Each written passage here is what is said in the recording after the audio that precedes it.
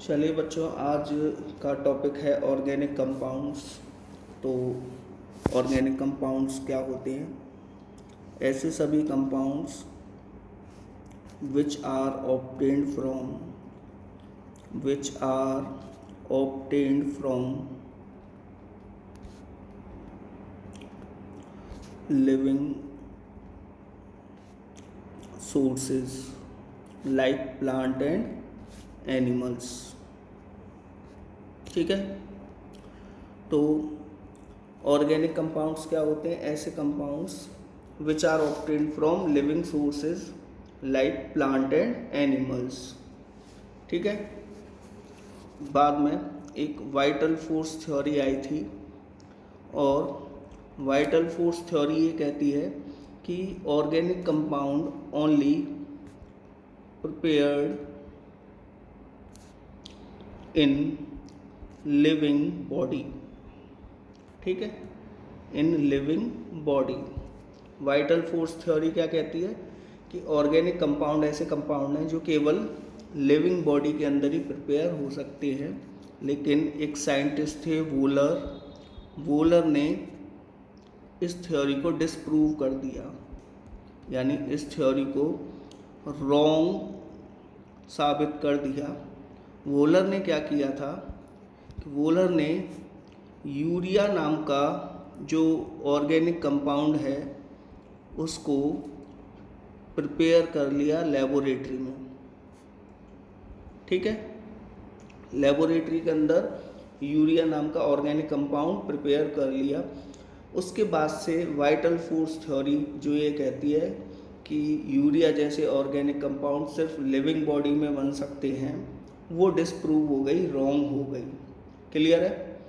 तो इस तरीके से अब हम टोटली अगर ऑर्गेनिक कंपाउंड के लिए ये बोलें कि they are obtained from living sources, तो ये गलत होगा। ठीक है, क्योंकि अब हम ऑर्गेनिक कंपाउंड को नॉन लिविंग सोर्सेज से भी बना सकते हैं। ठीक है। जनरली अगर मैं जनरली बात करूं तो generally carbon compounds are called organic compounds. ठीक है, कार्बन कंपाउंड्स को ऑर्गेनिक कंपाउंड कहा जाता है।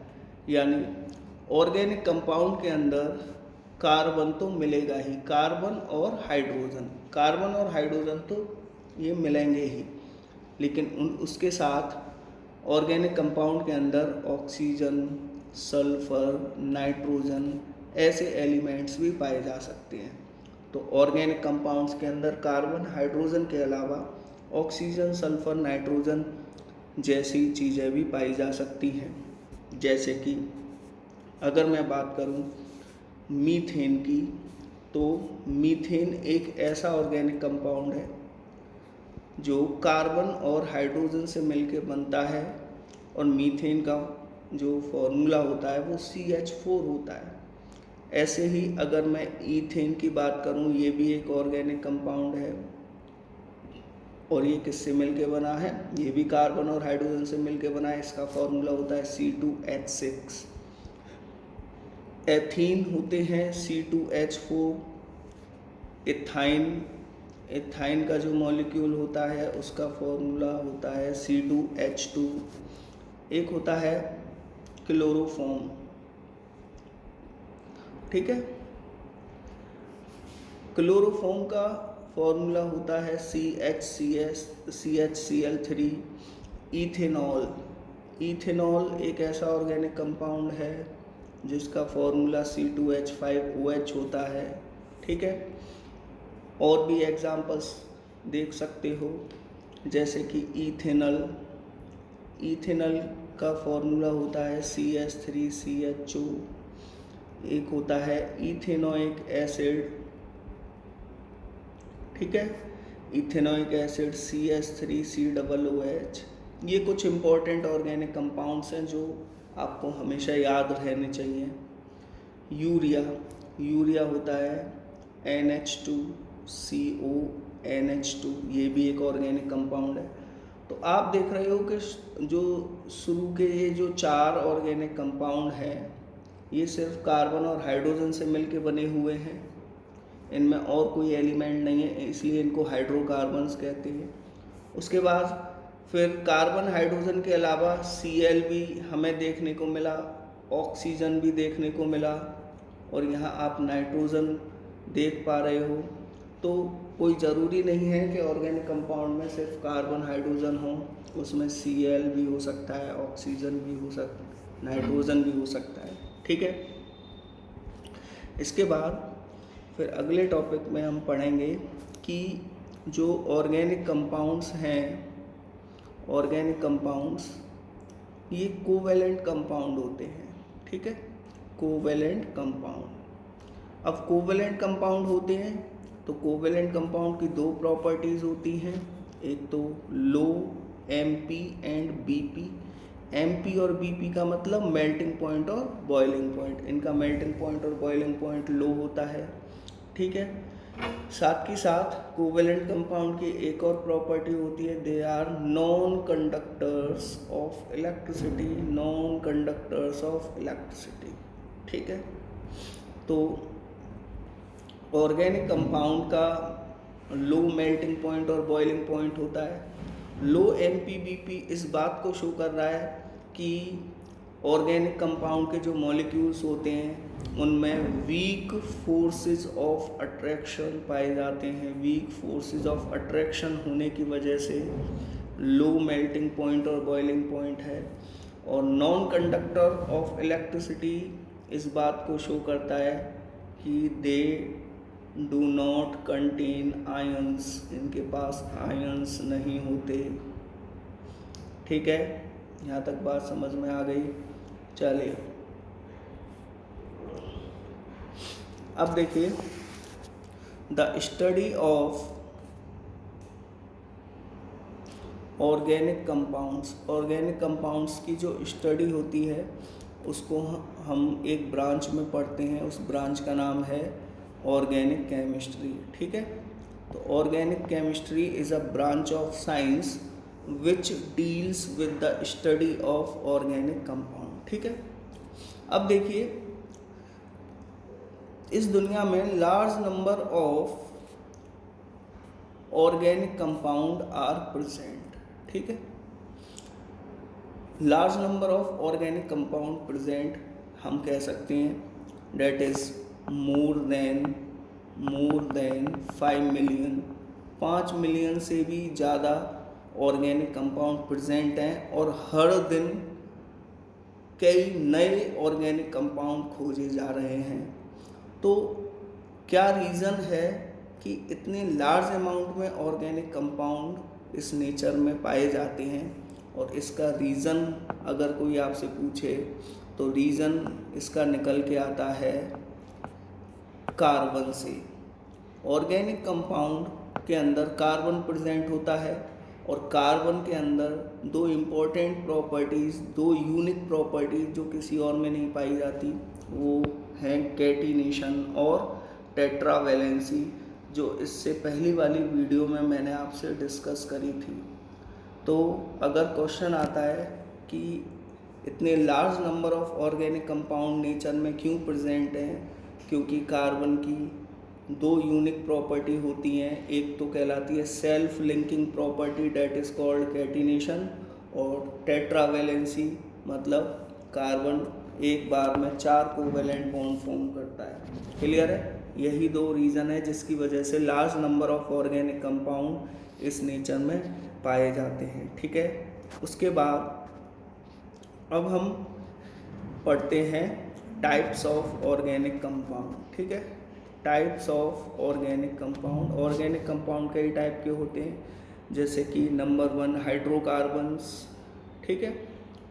हाइड्रोकार्बन्स ऐसे ऑर्गेनिक कंपाउंड होते हैं which are made up of carbon and hydrogen only.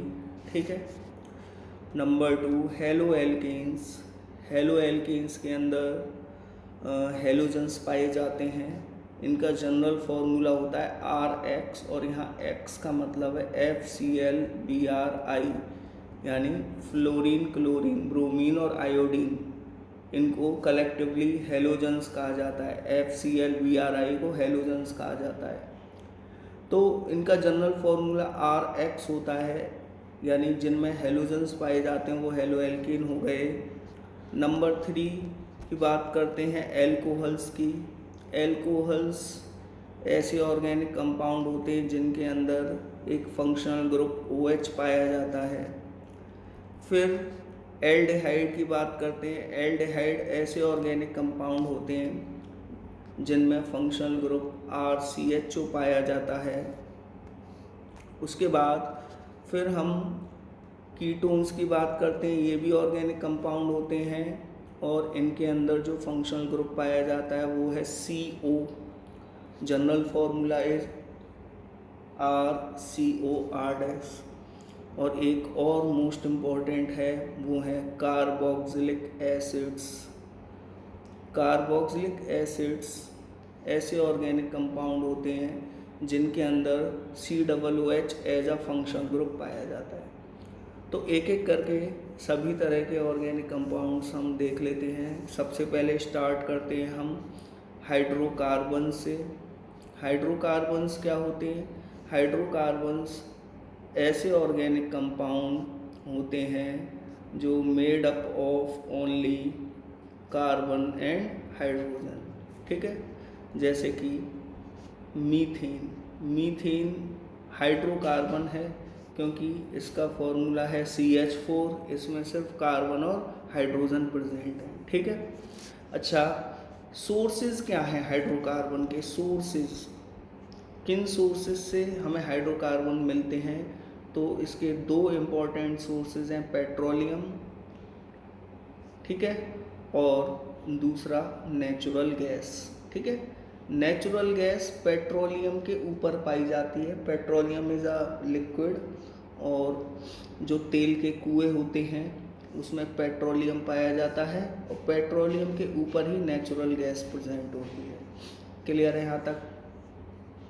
चलिए, ये सोर्सेज के बारे में बात हो गई। अब हम पढ़ते हैं टाइप्स ऑफ हाइड्रोकार्बन्स।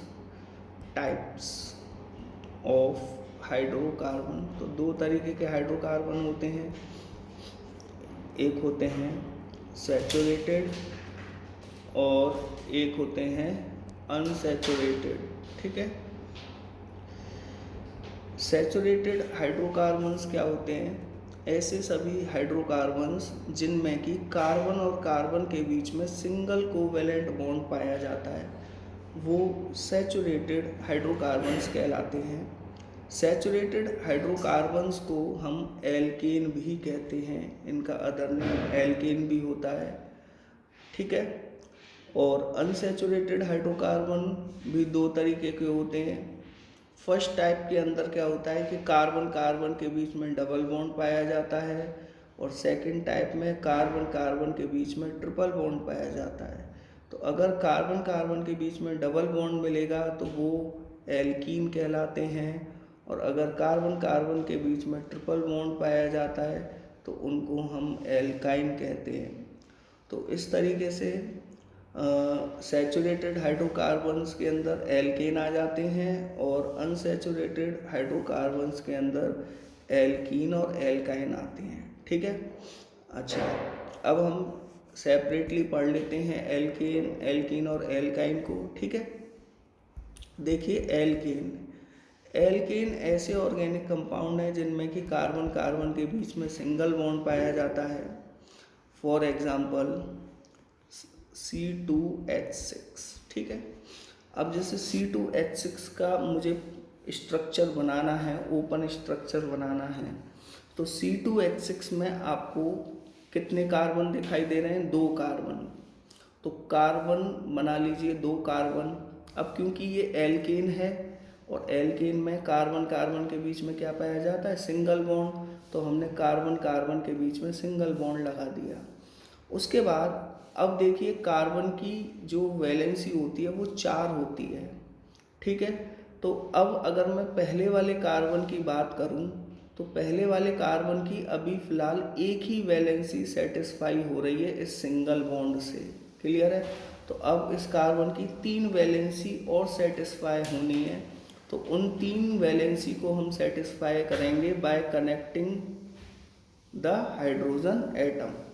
अब आप काउंट करके देखिए इस कार्बन की टोटल कितनी वैलेंसी हो गई। एक तो सिंगल बॉन्ड से कंप्लीट हो चुकी है, 2, 3 और 4, टोटल 4 वैलेंसी हो चुकी है।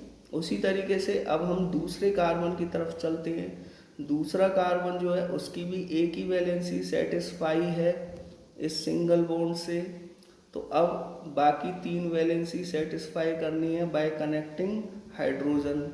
तो इस तरीके से दूसरे कार्बन के भी टोटल 4 वैलेंसी सेटिस्फाई हो चुकी हैं। तो ये ओपन स्ट्रक्चर हो गई C2H6 की। और ये एल्केन है। क्यों है एल्केन? क्योंकि कार्बन कार्बन के बीच में आप देख पा रहे हो सिंगल बॉन्ड प्रेजेंट है। क्लियर है? अगर मैं आपसे एक और एग्जांपल डिस्कस करूं और बोलूं कि बताइए प्रोपेन, प्रोपेन जिसका फॉर्मूला होता है C3H8, उसकी ओपन स्ट्रक्चर बनाइए। तो C3 यानी 3 कार्बन पहले आपको बना लेने हैं। अब क्योंकि ये एल्केन है तो कार्बन कार्बन के बीच में सिंगल बॉन्ड होंगे। अब हम पहले कार्बन की बात करते हैं। पहले कार्बन की क्योंकि एक ही वैलेंसी सेटिस्फाई है, बाकी 3 वैलेंसी हाइड्रोजन से सेटिस्फाई कर दी। अब हम बीच वाले कार्बन की बात करते हैं। तो बीच वाले कार्बन की कितनी वैलेंसी सेटिस्फाई है? तो बीच वाले कार्बन की केवल 2 वैलेंसी सेटिस्फाई है, 1 और 1 2। क्लियर है? तो अब टोटल वैलेंसी 4 होनी चाहिए। तो बाकी 2 वैलेंसी हम हाइड्रोजन से सेटिस्फाई कर देंगे, यानी बीच वाले कार्बन पे 2 हाइड्रोजन कनेक्ट कर देंगे। अब बचा आखिरी कार्बन, लास्ट कार्बन। अब हम लास्ट वाला जो कार्बन है उसमें ये चेक करते हैं कि कितनी वैलेंसी सेटिस्फाई है। केवल 1 वैलेंसी सेटिस्फाई है। तो बाकी 3 वैलेंसी अगेन हम हाइड्रोजन से सेटिस्फाई करेंगे। आप चाहो तो चेक करके देख लो। ये पूरी जो स्ट्रक्चर बनाई है उसके अंदर 3 कार्बन और 8 हाइड्रोजन है, ये काउंट करके देख सकते हो आराम से। क्लियर है? तो इस तरीके से हम ओपन स्ट्रक्चर बनाते हैं। अब बात रही जनरल फॉर्मूला क्या होता है एल्केन्स का। ठीक है? तो एल्केन्स का जनरल फॉर्मूला जो होता है एल्केन्स का वो होता है CnH2n+2। और यहाँ n की वैल्यू 1 से स्टार्ट हुई, 1 2 3 से लेके कितनी भी हो सकती है। अब मान के चलो अगर मैं n की वैल्यू 1 पुट करता हूँ दिए गए फॉर्मूला में, तो फॉर्मूला हो जाएगा C1H2 × 1+2, जिसको सॉल्व करेंगे C1H2+2 यू सॉल्व होके C1H4। अब 1 को आप लिखो चाहे मत लिखो, तो ये हो गया CH4। क्लियर है? तो CH4 is the first member of alkane. First member of alkane, alkane का पहला मेंबर होता है और इसका नाम क्या होता है? इसका नाम है मीथेन। ठीक है? इनके क्या नाम होते हैं ये भी सिखाएंगे आपको अगले वीडियो में, नाम कैसे पता करते हैं। अब देखिए अगर मैं n की वैल्यू 2 पुट कर दूं दिए गए फॉर्मूले में, फॉर्मूला क्या है हमारा? फॉर्मूला है CnH2n+2 और इसमें n की वैल्यू अगर मैं 2 पुट कर देता हूं तो ये हो जाएगा C2H2 × 2+2, जिसको सॉल्व करके आएगा C2H4+2। इसे सॉल्व करेंगे तो ये आ जाएगा C2H6। ये हमारा सेकंड मेंबर होता है एल्केन का और इसका नाम होता है ईथेन। तो इस तरीके से हम n की वैल्यू 3 4 5 रखेंगे तो हमें और भी एल्केन के मेंबर्स मिल जाएंगे। जैसे n की वैल्यू 3 रखेंगे तो C3H8, n की वैल्यू अगर आप 4 रखोगे तो कितना आ जाएगा? C4H10। ठीक है? इस तरीके से हम पता कर सकते हैं। अब देखिए हम बात करते हैं एल्कीन्स की। ठीक है? एल्कीन्स क्या होते हैं? एल्कीन्स के अंदर कार्बन कार्बन के बीच में क्या मिलता है? डबल बॉन्ड पाया जाता है। ठीक है? अब जैसे कि मेरे अगर मैं बात करूं जनरल फार्मूला की, ठीक है, अगर जनरल फार्मूला की बात करते हैं तो एल्कीन्स का जो जनरल फार्मूला होता है वो होता है CnH2n, ठीक है। अब जैसे अगर मैंने यहाँ n की वैल्यू 1 पुट करी दिए गए फॉर्मूला में, तो C1H2 इंटू 1 ये आएगा CH2, जो कि पॉसिबल नहीं है। CH2 पॉसिबल क्यों नहीं है? क्योंकि CH2 को अगर मैं ओपन करके देखता हूँ तो इस तरीके से लिखूँगा CH2, और क्या इसमें कार्बन की 4 वैलेंसी सेटिस्फाई है? नहीं, केवल 1 और 2 वैलेंसी सेटिस्फाई हैं, इसलिए ये एक अनस्टेबल स्पीशीज़ बन गई। इसलिए हम n की वैल्यू यहाँ 1 से शुरू नहीं करते, एल्कीन्स में n की वैल्यू शुरू होती है 2 से। तो दिए गए फॉर्मूला में 2 रखेंगे तो C2H4 आ जाएगा। अब C2H4 तो हो गया हमारा मॉलिक्यूलर फॉर्मूला, लेकिन अगर मुझे ओपन करके लिखना है C2H4 को तो कैसे लिखूँगा? तो C2H4 के अंदर आपको 2 कार्बन दिखाई पड़ रहे हैं, मैंने पहले 2 कार्बन बना लिए। अब क्योंकि एल्कीन के अंदर डबल बॉन्ड पाया जाता है कार्बन के बीच में, इसलिए मैंने यहाँ डबल बॉन्ड लगा दिया। अब हम पहले कार्बन की अगर बात करें तो इसकी कितनी वैलेंसी सेटिस्फाई हो रही हैं? 2 वैलेंसी सेटिस्फाई हो रही हैं डबल बॉन्ड के द्वारा। टोटल 4 वैलेंसी होती हैं, 4 में से 2 वैलेंसी पहले ही इस डबल बॉन्ड से सेटिस्फाई है। अब बची 2 वैलेंसी, वो 2 वैलेंसी कैसे सेटिस्फाई हो जाएंगी? By connecting hydrogen atom. उसी तरीके से दूसरे वाले कार्बन की भी 2 वैलेंसी सेटिस्फाई है, बाकी 2 वैलेंसी किससे सेटिस्फाई हो जाएंगी? By connecting to hydrogen atom. अब ये जो स्ट्रक्चर बनी है इसमें आप काउंट करके देख लीजिए, 2 कार्बन और 4 हाइड्रोजन है, इसलिए इसका फॉर्मूला हो गया C2H4। अब हम n=3 डिस्कस कर लेते हैं। n=3 पुट करते ही C3H6 आ जाएगा।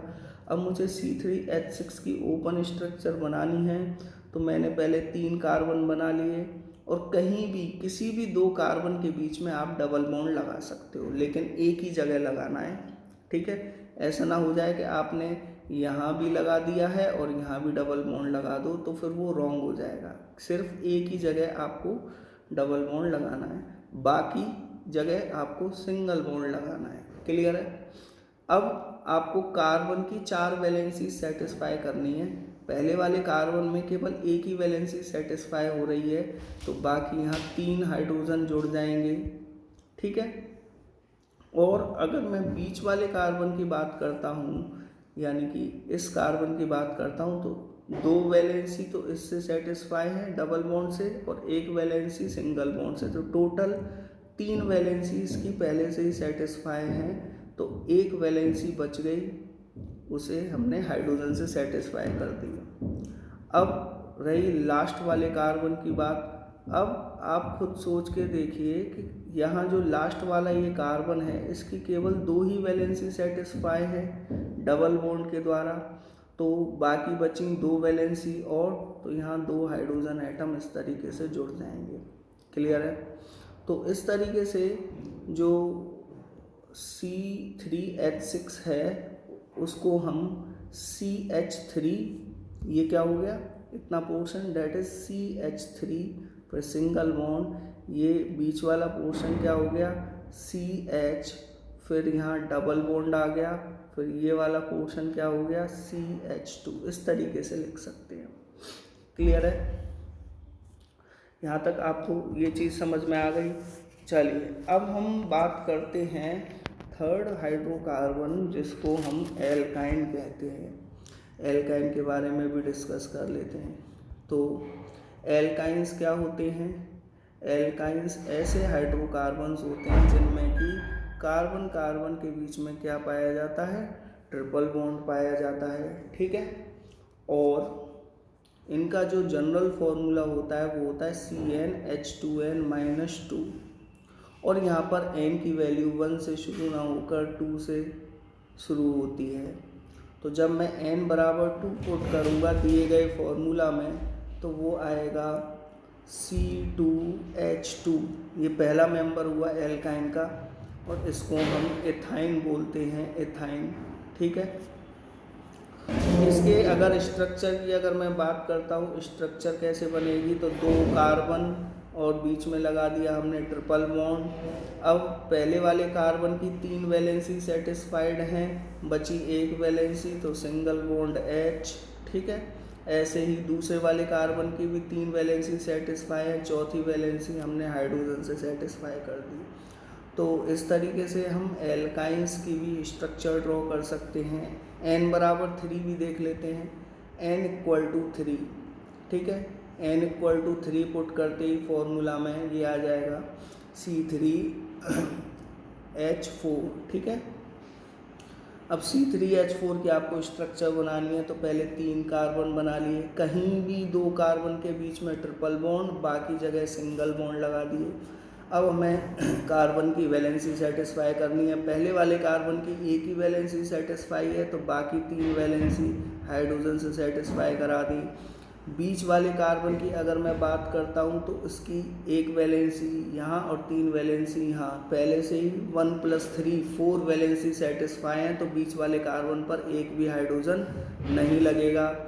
अब लास्ट कार्बन की बात करते हैं, तो लास्ट कार्बन की 3 वैलेंसी सेटिस्फाई हैं, बाकी 1 वैलेंसी हाइड्रोजन से सेटिस्फाई हो जाएगी। तो इस तरीके से C3H4 को हम क्या लिख सकते हैं, CH3 single bond C triple bond CH। Clear है। चलिए, अब इससे अगली वीडियो जो आएगी उसके अंदर हम बहुत ही इम्पोर्टेंट चीज़ें पढ़ेंगे, वो है IUPAC नेमिंग के बारे में। ठीक है। तो IUPAC नेमिंग बहुत ही इम्पोर्टेंट कंसेप्ट है, वो आपको ज़रूर आना चाहिए। तो आज के लिए इतना ही।